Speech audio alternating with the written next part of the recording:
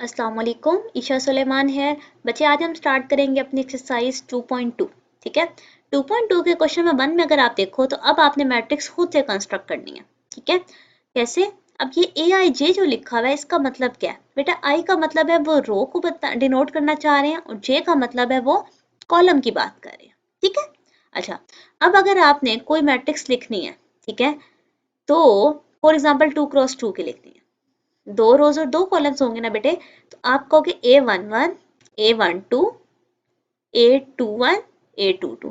मुझे ये number M से ही नहीं लिखे हुए, ये डिनोट करते हैं उसकी पोजीशन। अब जिस तरह 1 2 है, first row first second column, second row first column, second row second column, ये नंबर डिनोट करते हैं कि आप किस पोजीशन को फाइंड आउट कर रहे हो। तो सबसे पहले अगर मैंने A11 फाइंड आउट करना है, आई की जगह 1 पुट किया, जे की जगह भी 1 पुट कर दिया। ठीक है, तो देखें हमारे पास 3 और 1 4, 4 2 पे डिवाइड हुआ 2 आ गया। A12 अगर मैंने फाइंड आउट करना है तो अब जे की जगह 2 आ गया, 6 और 1 7, 7/2। ठीक है, अब देखें A21 लिखना है, 2 का मतलब सेकंड रो, 1 का मतलब फर्स्ट कॉलम, वैल्यूज पुट की, 5/2 आ गया। अगेन अब A22 फाइंड आउट करना है, इसका मतलब है आई और जे की जगह 2 और 2 डाला, बेटे 3 2 6, 6 और 2 8/2 4। सो जो ए मैट्रिक्स आपको चाहिए थी आपने उसकी जगह वैल्यूज लिख दी। ठीक है बेटा, जगह इनकी नहीं चेंज करनी है आपने, ये पोजीशन उनकी फिक्स है। ठीक है, रो और कॉलम वाइज। ओके, सेम हमने न्यू मैट्रिक्स बनानी है, इस पर कंडीशन डिफरेंट है। अब मल्टीप्लाई बाय 2 के साथ होगा, मल्टीप्लाई और डिवाइडेड बाय 2। सो A12 अगर मुझे फाइंड आउट करना है, 1 2 2 डिवाइडेड बाय 2, तो आपके पास क्या आ जाएगा 1। अब अगर A21 फाइंड आउट करना है, ठीक है, तो आप क्या करोगे, 2 और 2 कैंसिल हो जाएगा। अब अगर आपने A22 फाइंड आउट करना है, ठीक है, सो आपके पास 2 आ जाएगा। सो अब अगर आप लिखना चाहो अपनी मैट्रिक्स, यहाँ पर आ जाएगा 1/2 1 1 एंड 2। ठीक है, समझ आई आपको बच्चे? आई जे वाले जो नंबर्स हैं रो और कॉलम को डिनोट कर रहे हैं। पार्ट नंबर 3 सेम वैसा ही है, इस पर हमने आई और जे को डिवाइड करना है। सो A11 1/1 यानी कि 1 आ गया, first row second column 1/2, second row first column this number, और सेकंड रो सेकंड कॉलम 2/2 1। अब अगर आपसे मैट्रिक्स पूछी जाए तो वो कौन सी मैट्रिक्स है? 1 1/2 2 और 1। ठीक है, ओके जी। पार्ट नंबर 4 देखो, अब 2i - 3j/3 है, आई की जगह 1 पुट कर दें, जे की जगह भी 1 पुट कर दें, सो ये आ जाएगा -1/3। ओके, A12 फाइंड आउट करना है अगर आपने, सो इनकी वैल्यूज आप इसमें पुट करो। बच्चे आपके पास 3 2 6, 6 में से 2 जाएंगे, -4/3। Then A21 2 1/3। ठीक है, सो 3 2 2 4 में से 3 जाएंगे 1, okay 1/3। Last A22 find out करना है। बच्चे देखिए, अब आपको कॉन्सेप्ट क्लियर हो गया हो तो अगर आपको 3x3 आ जाए या कोई बड़ी मैट्रिक्स भी आ जाए आप इजीली फाइंड आउट कर सकते। ठीक है, सो आपकी मेन मैट्रिक्स बन गई -1/3 -4/3 1/3 -2/3। ये आपका रिक्वायर्ड आंसर। ठीक है, क्वेश्चन नंबर 2, अब वो आपसे कह रहे हैं कि 3x3 बना कर दिखाएं। ठीक है, अगेन जनरल फार्मूला आई जे वाला दे दिया, लेकिन पहले हम देखते हैं 3x3 के लिए हमें कौन कौन से लेटर्स चाहिए होंगे ना। जिस तरह पीछे तो जस्ट 4 लेटर्स चाहिए थे, आइए यहाँ लिख के देखते हैं। बच्चे बी से डिनोट हो रहा है इसलिए बी लिख देंगे अंदर, उससे फर्क नहीं पड़ता। B11 B12 B13 B21 B22 B23 B31 B32 B33। बेटा इनकी पोजीशन के अकॉर्डिंग रो कॉलम वाइज मैंने इनको नंबर डाल दे दिए। ठीक है, अब हम ये 9 के 9 नंबर्स 1 बाय 1 फाइंड आउट करते जाएंगे और अपना सोल्यूशन निकालते जाएंगे। सो फर्स्ट टर्म तो आ गई 0, B12 करते हैं। ठीक है, B12 का मतलब है कि पहली रो का दूसरी कॉलम वाला नंबर, तो ये हमारे पास रिजल्ट आ गया। B13 करते हैं, 1 का स्क्वायर तो 1 है, 1 माइनस 3/3 माइनस 2/3। देन B21 किया हमने, 2 का स्क्वायर 4 माइनस 1/3। सो ये एक सेकेंड, ये बन जाएगा 3/3, तो इसको रेज करते हैं। 3/3 का मतलब है हमारे पास 1 आ जाएगा, ठीक है। सो मैं इसको लिख देती हूँ 1। देन B22 फाइंड आउट करते हैं, ये आ जाएगा 2/3। B23 फाइंड आउट करते हैं, 2 का स्क्वायर माइनस 3/3 1/3, ठीक है। उसके बाद अब हम 3(1) देख लेते हैं।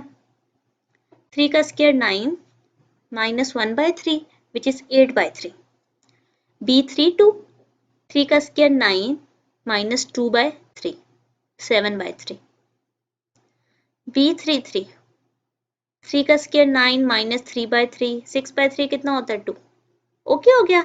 सो अब अगर मैं मैट्रिक्स लिखना चाहूँ तो अभी जो पोजीशंस मैंने साइड पर लिखी थी उसी के अकॉर्डिंग नंबर उनकी जगह रिप्लेस करते हैं, सारे नंबर्स 1 by 1।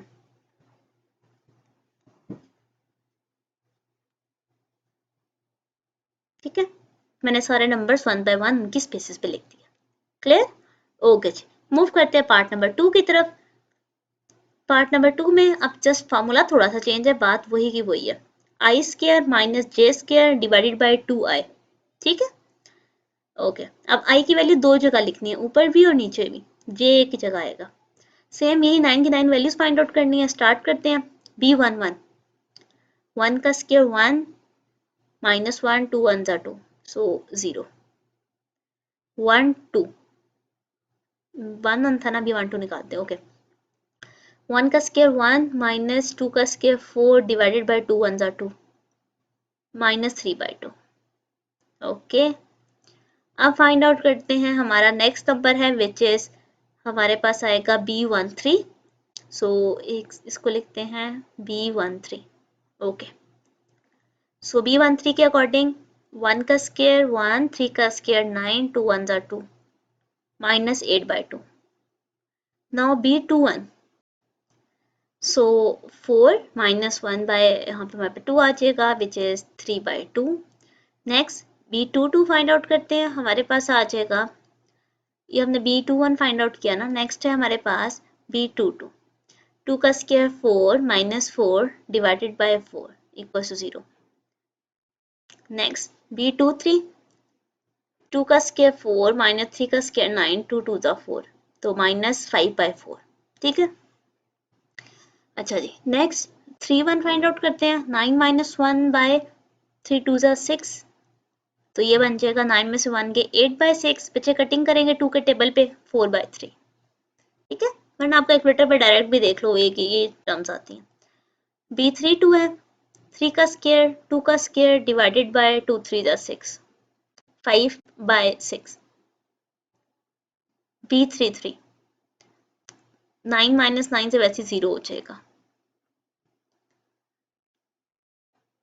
सो हमारे पास जो मैट्रिक्स बनेगी वो बनेगी 0 3/2 8/2 3/2 0 5/4 4/3 5/6 और 0। ठीक है, ये हमारा पार्ट नंबर 2 का आंसर है। उसके बाद अब मूव करते हैं पार्ट नंबर 3 की तरफ। बेटे पार्ट नंबर 3 के अंदर Bij equals to 2/2i plus j। ठीक है, अगेन इसके अंदर वैल्यूज पुट करते जाते हैं। पहली टर्म आ गई 2/3। नाउ B12 फाइंड आउट किया, 2 1 जा 2 प्लस 2 2/4 विच इज 1/2।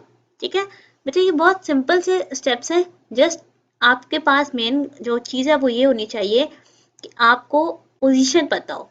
B13 कहाँ लिखना है, B31 कहाँ लिखना है, B23 कहाँ लिखना है, B32 कहाँ लिखना है। ठीक है, बाकी मसला नहीं, आप वैल्यूज आई और जे की जगह वैल्यू रिप्लेस करते जाते हो और सारी वैल्यूज आपके पास आती जाती है। ठीक है, अच्छा जी, ये बन जाएगा 2/7। अब हम 3(1) फाइंड आउट करते हैं। 2/7 B32 2/6 और ये हो जाएगा 8 विच इज 1/4। ठीक है, नाउ B33, 3 2 6 प्लस 3, 2/9।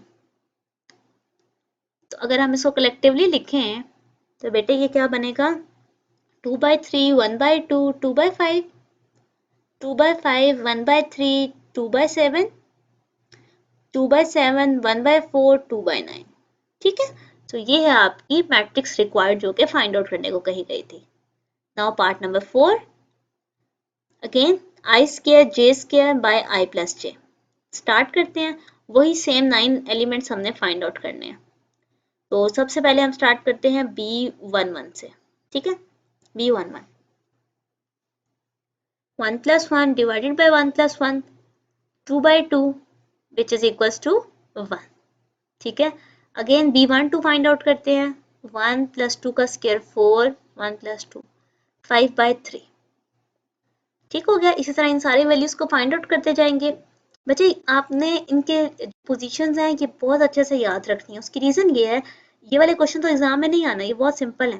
पेपर में किस तरह के क्वेश्चन आएंगे जो आगे आप मल्टीप्लिकेटिव इनवर्स और डिफरेंट इनवर्सेस फाइंड आउट करोगे। अगर आपको कॉन्सेप्ट नहीं पता होगा कि 2 1 कौन सी स्पेस है, 3 1 कहाँ पे लिखना है, तो आप वहाँ पे गड़बड़ करोगे। ठीक है, तो ये अभी आपकी ये बेस बनाने के लिए ये क्वेश्चन आपको प्रैक्टिस के तौर पे दिए गए हैं, तो अच्छे से प्रैक्टिस करें, एटलीस्ट आपको पोजीशन पता हो। पहला नंबर रो को डिनोट करता है, सेकंड नंबर कॉलम को डिनोट करता है। एनीवेज आगे इसको सॉल्व करते हैं हम। B31 यानी कि थर्ड रो और पहले कॉलम में से नंबर है, 10/4 की कटिंग होती है 5/2 पे। Next B32, 9 plus 4/5, 13/5। Last digit देखते हैं B33। सो B33 हमारे पास है 9 plus 9 divided by 6, 18/6, 6 3 से 18 होता है तो 3 आ गया। सो जो आपके पास B ब्रैकेट आएगी, फाइनल B मैट्रिक्स आएगी, वो कैसी होगी, 1 5/3, 5/2, 5/3, 2 13/5, 5/2, 13/5 और 3। This is your required answer. ठीक है, ओके जी, मूव करते हैं क्वेश्चन नंबर 3 पे। बेटे आप जरा इस क्वेश्चन की स्टेटमेंट को पढ़ो। ए और बी आपको गिवन है, आपने एक सी फाइंड आउट करना है। कैसा सी फाइंड आउट करना है कि आपके पास जो कंडीशन है वो है ये तीनों ऐड होकर 0 देने हैं। यहाँ पर हम गिवन कंडीशन लिखूं, अगर मैं ए बी सी 0 है, अगर आपने सी फाइंड आउट करना है तो बेटे माइनस ए माइनस बी हो जाएगा, और दूसरी साइड पर जाके आप चाहो तो माइनस कॉमन ले लो तो ए प्लस बी रह जाएगा।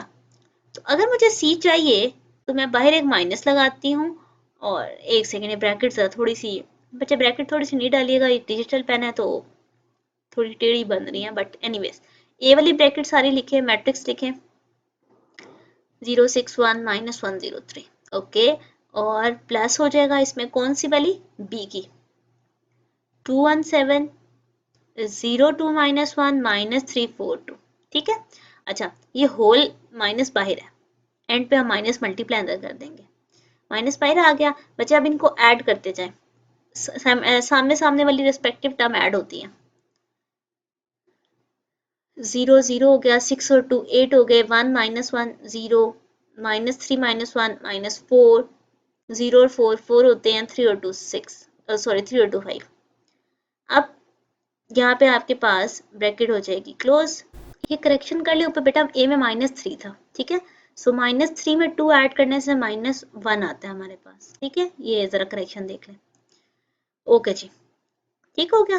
अच्छा, अब ये माइनस का जो साइन है, ये अंदर अगर मल्टीप्लाई हो सबके साइन चेंज हो जाएंगे, प्लस माइनस में चेंज हो जाएगा, माइनस प्लस में चेंज हो जाएगा, 4 -4 1। बेटा ये है वो सी मैट्रिक्स जो आपने फाइंड आउट करनी थी। ठीक है, क्वेश्चन नंबर 3 आपका फाइंड मैट्रिक्स नंबर सी था। क्वेश्चन नंबर 4, आपने ए को फाइंड आउट करना है बच्चे, और एक मैट्रिसेस के दरमियान में ए लिखा हुआ है, इक्वालिटी की दूसरी साइड मैट्रिक्स है। अब इसको सॉल्व करने की कोशिश करते हैं। बेटे सबसे पहले अगर आप देखो तो ए 1 3 2 4 मैंने लिखा, एक सेकेंड इसको मैं जरा दोबारा से लिखूं। बेटे जो स्टार्ट वाली मैट्रिक्स है ना, वो भी हम मल्टीप्लाई दूसरी साइड पे भेज देंगे। अब मैं आपको बताती हूँ जाएगी कैसे। देखिए यहाँ मल्टीप्लाई वहां जाके डिवाइड हो गई, अगर वो ऊपर लिखे तो उसकी पावर में क्या आ जाएगा, -1। ऐसा ही है ना, जिसे हम बेसिकली इन्वर्स कहा करते थे। अच्छा, एक चीज का ध्यान रखना है, जो वहां पे लोकेशन थी वही लिखनी है। वहां पे देखें स्टार्ट में लिखा हुआ था, अभी मैंने स्टार्ट में लिखा है, यानी कि राइट साइड पे, ठीक है, लेफ्ट साइड पे, सॉरी, ओके। क्योंकि A B is not equal to B है, मैट्रिसेस में ये नहीं हो सकता कि आप जगह बदलते रहो, अगर जगह बदलोगे तो गड़बड़ होगी। तो जहां जिस पोजीशन से उसको पिक किया उसी पोजीशन पे उसको रखना है। स्टार्टिंग में से लिया है तो स्टार्टिंग में रखें, एंड से पिक किया तो एंड से रखें। अभी हम इसको एज इट इज लिखते हैं, इस साइड पे सॉल्व करते हैं। बेटा इनवर्स का फॉर्मूला हमने क्या पढ़ा था, adjoint of A divided by determinant of A, ठीक है। अच्छा, एडजॉइंट के लिए हम डिटर्मिनेंट के लिए हम क्या करते थे, अगर हमारे पास कुछ नंबर्स लिखे हुए हैं, फॉर एग्जांपल हम ये वाला लेते हैं, बेटे 2 से मल्टीप्लाई होता 4 -3 1 जा 3, सो 4 में से 3 गए 1, इसका डिटर्मिनेंट तो आ गया 1, ठीक है। एडजॉइंट क्या होती थी, इन दोनों की पोजीशन चेंज करते थे और इन दोनों के साइन, ठीक है। सो -1 -3, होप सो आपको याद होगा कि हमने कैसे किया था। अभी हम नया मेथड सीखेंगे 3x3 वाला, ओके। बट अभी ये सिर्फ रिवीजन के तौर पर मैंने आपसे एक दफा 2x2 वाली भी कही है। अच्छा जी, अब यहाँ पर देखो 1 से तो मल्टीप्लाई हुआ, एब्जॉर्ब हो गया, वैसे की वैसी मैट्रिक्स आ गई 1 0 0 1। अच्छा, अब क्या हो रहा है, अब ये दोनों मैट्रिक्स आपस में मल्टीप्लाई हो रही हैं। अब अगर आपको याद हो तो आपने मैट्रिक्स को मल्टीप्लाई करना सीखा हुआ है, कैसे, first row first column, first row second column, second row first column, second row second column, same उसी पैटर्न में मल्टीप्लाई करेंगे। एडिशन की तरह नहीं है कि सामने सामने मल्टीप्लाई हो जाएगा, ठीक है। सो 2 1 जा 2, और ठीक है, यहाँ पर हम लिखते हैं हमारे पास 2 1 जा 2, -1 0 से मल्टीप्लाई हुआ 0 हो गया, 2 0 जा 0, -1 1 जा -1, -3 1 जा -3, 2 0 जा 0, 0 + 2 1 जा 2। सो हमारे पास 1 3 2 4 एज इट इज आ गया, इस साइड पर आ गया 2 -1 -3 एंड 2, ओके हो गया। अब देखिए ए के साथ ये वाली मैट्रिक्स मल्टीप्लाई हो रही है, दूसरी साइड पे क्या बन जाएगा, इनवर्स। लेकिन अब देखें तो अब ये सेकंड प्लेस पे पड़ी हुई थी, अभी भी जब मैं यहाँ पर इसको लिखूंगी तो इसको मैं दूसरी प्लेस पे ले जाऊंगी। देखें, ए विल बी इक्वल्स टू 2 -1 -3 और 2, और इस साइड पे मैं लिख दूंगी 1 3 2 4 का इनवर्स, ठीक है। होप सो अब आपको कॉन्सेप्ट क्लियर हो चुका होगा। अच्छा, अब देखो, तो सबसे पहले तो मुझे अब इनवर्स फाइंड आउट करना है ना। इनवर्स कैसे लिखना है, सबसे पहले एडजॉइंट, बेटा एडजॉइंट में जगह चेंज करें इनकी, इन दोनों के साइन बदल दें, और ये किस पे डिवाइड होता है, डिटर्मिनेंट पे। सो अगर मैं डिटर्मिनेंट लिखूं 4 1 जा 4 -3 2 जा 6, ठीक है, डिवाइड की वजह से मैंने 1 बाय करके लिखा है, आप सेपरेट भी बेटा लिख के यहाँ पे पुट कर सकते हो, बट मैंने यहाँ पे कर दिया। सो -1/2 साइड पे लिख दिया मैंने। पहले मैं इन दोनों मैट्रिक्स को मल्टीप्लाई कर लेती हूँ, तब 1/2 सॉल्व करूंगी, उससे ये होगा थोड़ा इजी हो जाएगा। अभी 2 अंदर ले गई तो वो कटिंग वगैरह होके फ्रैक्शन बन सकती है। अच्छा जी, -1/2 एज इट इज। अब इनको मल्टीप्लाई करना शुरू कर दें, फर्स्ट रो फर्स्ट कॉलम, तो 4 2 जा 8 और -2 अंदर 2, 6 -1 और -12 -4, 9 + 2, ठीक है। -1/2 10 -7, और ये आपके पास बनेगा -16 और 10 11। अब आप चाहो तो ये -2 अंदर ले जाओ, चाहो तो ना भी लेके जाओ, कोई खास फर्क नहीं पड़ता, बट स्टिल हम ले जाते हैं। 10 को 2 पे डिवाइड किया -5, 7/2, 16 और 2 आपको पता है 2 8 का 16 होता है, और 11/2, ठीक है। सो ये वो ए मैट्रिक्स आपको फाइंड आउट करने को कही गई थी, ठीक है। So this is your required solution.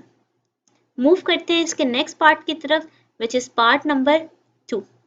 अब देखो इसमें बुक में बेटा करेक्शन कर लें, 7/2 नहीं 11/2 आता है, ठीक है, उसके बगैर सोल्यूशन एग्जिस्ट नहीं करता, बुक वाला आ नहीं रहा था। अच्छा बच्चे, अब इसको मैं उधर तो लेके नहीं जा सकती, अगर आप देखो तो ये 3x2 है, हमें तो इन्वर्सेस निकालते हुए डिटर्मिनेंट जो चाहिए होता है वो तो हमने स्क्वायर मैट्रिक्स का पढ़ा है। तो हम क्या करेंगे, जरा एक दफा इसकी ऑर्डर लिखो। कितनी रोज हैं, 3 रोज हैं और 2 कॉलम है। इसकी अगर देखो तो 3 क्रॉस 3। तो अब अगर आप देखो तो इस दोनों के अगर आप एंड वाले नंबर्स लो तो जो 2 क्रॉस 3 आ रहा है ये हमारी बेसिकली x की फॉर्म है, यानी कि जो हम x सेलेक्ट करेंगे वो इस फॉर्म का होगा। मैंने x सेलेक्ट किया जिसकी 2 रोज होंगी और 3 कॉलम्स होंगे, ठीक है। Okay, so A B C D E F, basically मुझे ये 6 नंबर्स चाहिए। अगर ये किस तरह मुझे मिल जाते हैं तो मेरा आंसर आ जाएगा। तो मैं क्या करती हूँ, दोनों को आपस में मल्टीप्लाई कर देती हूँ, ठीक है। और ये किसके इक्वल होंगे, ये इक्वल होंगे 11/2, 11 2 2 4 1 1 2 0, ठीक है। चलें जी, उसी तरह पुरानी तरह मल्टीप्लाई करें फर्स्ट रो फर्स्ट कॉलम, सो 3a + 2d। उसके बाद फर्स्ट रो सेकंड कॉलम तो 3b + 2e, सो 3c + 2f, ठीक है। सेम अब हम लोग सेकंड रो के साथ करेंगे। फर्स्ट कॉलम 0a था 0 हो गया, सिर्फ d रह गया। सेम b के साथ 0 हो गया प्लस e 0 हो गया प्लस f। अगेन 2a आ जाएगा, d के साथ टर्म 0 हो गई, ठीक है। फिर 2b आ जाएगा, e वाली टर्म 0, 2c आ जाएगा, f वाली टर्म 0, ठीक है। अब हम क्या करेंगे, इसको नीट कर लेते हैं। सो हमारे पास ये सारे टर्म किसके इक्वल है, 11/2 11 2 2 4 1 1 2 0। अब बेटा इसमें से हम कंपेयर कर सकते हैं, जहां जहां से आपको इजी लग रहा है वहां से कंपेयर कर लें। सबसे पहले अगर आप डी वाली टर्म को देखो, डी ई और एफ ये सिंगल सिंगल ही है ना, तो डी का आंसर हमारे पास, अब देखो अगर आप कंपेयर करते हो तो यहां से देखो डी 2 के इक्वल आ रहा है, ठीक है। ई जो है वो 4 के इक्वल आ रहा है, एफ 1 के इक्वल आ रहा है, ठीक है। अब नीचे वाली टर्म में देखो 2a की जगह 1 लिखा हुआ है, तो आप a की वैल्यू क्या बताओगे, 1/2। 2b की 2 के इक्वल आ रहा है तो b का आंसर क्या आ गया, 1। 2c 0 के इक्वल है तो इसका मतलब है c भी 0। तो हमने सारे नंबर्स फाइंड आउट कर लिए। सो जो x मैट्रिक्स है वो क्या होगी, 1/2 1 0 2 4 1। So this is your required answer, ठीक है। सो ये था आपका पार्ट नंबर 2। अब मूव करते हैं नेक्स्ट क्वेश्चन की तरफ, पार्ट नंबर 3। आपके पास ए भी आपको गिवन है, ठीक है। आपने एक सी नॉन जीरो यानी कि जीरो मत कंसिडर कीजिएगा, ए सी और बी सी इक्वल है। अगर ए सी बी सी इक्वल हैं तो हमें सी मैट्रिक्स चाहिए। इसका ऑर्डर लिखें क्या है, 1 × 2, ये भी 1 × 2 है। सो 2 × 1 की हम मैट्रिक्स अज्यूम करेंगे, ये बिट वाली, ठीक है। तो सी हमारे पास आ गया जिसकी 2 रोज होंगी और 1 कॉलम होगा, फॉर एग्जाम्पल ए बी। अब हम इन्हें मल्टीप्लाई करते हैं। सो हमें गिवन है कि ए सी इज इक्वल्स टू बी और साथ दोबारा से सी आ गया, ठीक है। अच्छा जी, अब अगर आप इन्हें मल्टीप्लाई करो, फर्स्ट रो फर्स्ट कॉलम से मल्टीप्लाई होगा, 3a + 7b, एक ही नंबर आ गया।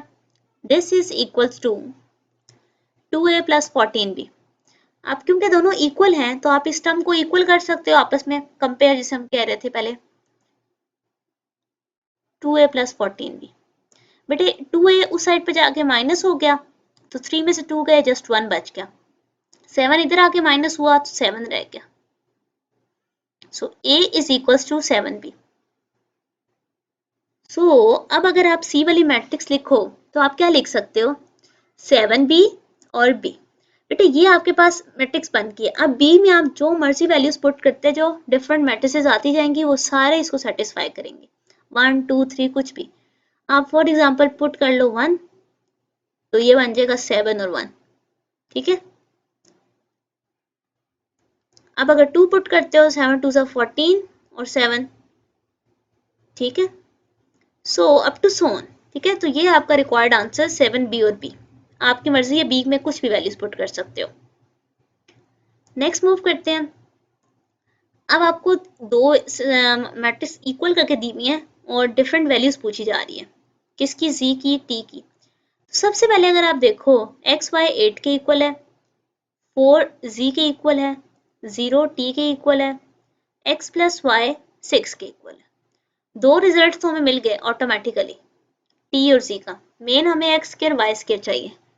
बेटे यहाँ से आप एक्स या वाई की वैल्यू फाइंड आउट कर लो। सो y का आंसर आ गया 8/x, तो हम यहाँ पे इसको पुट कर सकते हैं। यहाँ पे अगर मैं एलसीएम ले लूँ तो x square plus 8/x equal to 6 आ जाएगा, ठीक है। x यहाँ डिवाइड हो रहा है 6 के साथ, क्या हो जाएगा, मल्टीप्लाई। इसको थोड़ा सा रीअरेंज कर लें, साइड पर ले आए। अब देखो तो हम यहाँ पे इसकी मिड टर्म ब्रेक कर सकते हैं। 4 2 सा 8 होता है ना, सो 4 और 2 से मैंने इसको ब्रेक कर लिया। बच्चे x कॉमन ले लो, आपके पास आ जाएगा x-4, 2 कॉमन लिया x-4। सो दो फैक्टर्स बन रहे हैं, एक बन रहा है x-2 और एक बन रहा है x-4। दोनों को इक्वल टू 0 लिखें, ठीक है। सो यहाँ से हमारे पास आ जाएगा x2 आ जाएगा और एक x4 आ जाएगा। अब यहाँ पे पुट करके देखो, अगर तो x को मैं 2 पुट करती हूँ तो y का आंसर क्या आएगा, 4, ठीक है। और अगर मैं x को 4 पुट करती हूँ तो y का आंसर आ रहा है 2, ठीक है। बेसिकली 2 और 4 का कॉम्बिनेशन आ रहा है। अब x square plus y square मुझे अगर फाइंड आउट करना है, देखें एक्स प्लस वाई का होल स्क्वायर, फॉर्मूला अगर ओपन करो वो क्या है, x square plus y square 2xy, ठीक है। ये टर्म यहाँ प्लस हो रही है, उस साइड पर माइनस हो जाएगी, क्योंकि मुझे सिर्फ एक्स स्क्वायर वाई स्क्वायर चाहिए ना उस साइड पर। अच्छा, अब देखो बेटे, आप जो सा मर्जी पेयर इसके अंदर पुट करो, 2 4 वाला पुट करो या 4 2 का, बात तो एक ही होगी क्योंकि दोनों ने ऐड ही होना है। तो 4 और 2 ऐड होके हमें क्या देते हैं, 6। 6 का स्क्वायर आ गया -2, एक्स वाई ऑलरेडी गिवन है 8 is equal to x square plus y square. 6 square हमारे पास होता है 36, 8 2 16, okay. So this will be 20। X square plus y square हमारे पास इक्वल्स टू 20 आ जाएगा। तो ये आपका रिक्वायर्ड सोल्यूशन था जो कि आपसे डिमांड की गई थी क्वेश्चन में, ठीक है। This is your required solution. Move करते हैं नेक्स्ट। हमारे पास जो नेक्स्ट डेटा है वो है ए और आई, दो मैट्रिक्स गिवन है। आपने अल्फा बीटा फाइंड आउट करना है और हमें एक कंडीशन गिवन है कि ए के square plus alpha I is equal to beta A. सबसे पहले ए स्क्वायर निकालें बेटे, ए को ए से मल्टीप्लाई करना पड़ेगा। सो ए को ए से ही मल्टीप्लाई कर देते हैं, चलो। सो ए स्क्वायर हमारे पास first row first column, first row second column, ठीक है। तो हमारे पास आ गया 3 3 सा 9, ओके, 7 3 सा 21, 6 7 सा 42 और यहाँ पर आ जाएगा 3 4 सा 12, इससे मल्टीप्लाई होना है, और 6 4 सा 24, 7 4 सा 28, 6 6 सा 36। तो बच्चे ए स्क्वायर हमारे पास, इनको आप ऐड करते जाओ बेटा कैलकुलेटर से साथ साथ, तो मैं आपको आंसर्स भी लिख के बता रही हूँ। आपके पास ये डेटा आ गया। अब ए स्क्वायर तो आ चुका है, अब हम अपनी क्वेश्चन के अंदर इसको पुट करते हैं। सबसे पहले ए स्क्वायर लिखनी है। मैंने ए स्क्वायर वाले मैट्रिक्स को यहाँ पर पुट ऑन किया, 63 और 64 प्लस अल्फा आई है, यानी कि हर नंबर के साथ अल्फा को मल्टीप्लाई करना है।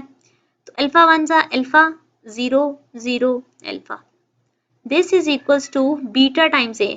बी ए के हर नंबर को बीटा से मल्टीप्लाई कर दो, 3 बीटा 4 बीटा 7 बीटा और 6 बीटा। चलो अब इनको आपस में ऐड करते हैं, तो 37 प्लस अल्फा 36 0 36 रह जाएगा और ये आ जाएगा। This all is equals to 3 beta, 4 beta, 7 beta और 6 बीटा। बच्चे अब आपने कंपेयर करना है, जहां से आपको इजी लग रहा है आप आंसर निकाल सकते हो, आप उससे कंपेयर कर लो। देखो 36 और 4 बीटा आंसर दे सकते हैं, 63 वाला भी वैसे आंसर देगा, आंसर एक जैसा ही देगा। 9 आ गया बीटा का आंसर 9। अच्छा अब बी तो 9 आ गया। 37 प्लस अल्फा को देखते हैं, ये 3 बीटा के इक्वल है, हमें बीटा की वैल्यू ऑलरेडी पता है, तो 37 यहाँ प्लस हो रहा है, 3 बीटा के साथ यहाँ के आके माइनस हो जाएगा। 9 3 27 और 37, तो ये आ जाएगा -10। तो अल्फा का आंसर आपके पास आ गया -10। बेटे बीटा का आंसर 9 है, अल्फा का आंसर -10 है। This is your required solution. ठीक हो गया? ओके जी, मूव करते हैं नेक्स्ट। हमारे पास जो नेक्स्ट डेटा गिवन है वो है, आपने x की वैल्यू फाइंड आउट करनी है, 3 मैट्रिसेस मल्टीप्लाई होकर 0 दे रही है। आप कोई सी भी पहले 2 को स्टार्ट करो, उनको मल्टीप्लाई करो, फिर उसे तीसरे से मल्टीप्लाई कर। तो मैं सबसे पहले फर्स्ट और सेकंड वाले को मल्टीप्लाई करती हूँ। ठीक है, first row first column, first row, so x1 ज़ा x, 0 प्लस 2 2 ज़ा 4। फर्स्ट रो सेकंड कॉलम, तो x को 0 से मल्टीप्लाई किया, 0 -4 और 0। फर्स्ट रो थर्ड कॉलम, सो 3x फिर 0, 4 2 ज़ा 8। और इस साइड पर हमारे पास रह जाएगा x1 -1, this all is equal to 0। बेटे यहाँ से क्या आ गया, x plus 4 -4, 3x plus 8, this is equal to x1 -1। Okay, अब इनको आपस में मल्टीप्लाई करते हैं, फर्स्ट रो फर्स्ट कॉलम, तो x मल्टीप्लाई हो जाएगा x प्लस 4 से, -4 1 से मल्टीप्लाई होगा, और -1 मल्टीप्लाई होगा 3x प्लस 8 से, उनके साइन चेंज हो गए। ओके, जो सॉल्व हो सकता है उसे सॉल्व किया। 12 हमारे पास क्या मिड टर्म ब्रेक करता है, यस, 4 3 सा 12 पे, x कॉमन ले लेंगे, x प्लस 4, -3 कॉमन आ गया, x प्लस 4, सो x प्लस 3, x -3 और x प्लस 4। हमारे पास x के दो आंसर्स आ गए, एक आ गया x इज इक्वल टू -3, एक सेकेंड इसको मैं जरा थोड़ा सा नीट कर लूं, x -3 इक्वल टू 0 और x plus 4 equal to 0। x का आंसर आ गया +3 और x का आंसर आ गया -4। बेटा ये दो x अगर आप इसमें पुट करते हो तो वो 0 ही देंगे। This was your required solution. ठीक है, होप सो आपको कॉन्सेप्ट क्लियर हुआ होगा। ओके जी, अल्लाह हाफिज़।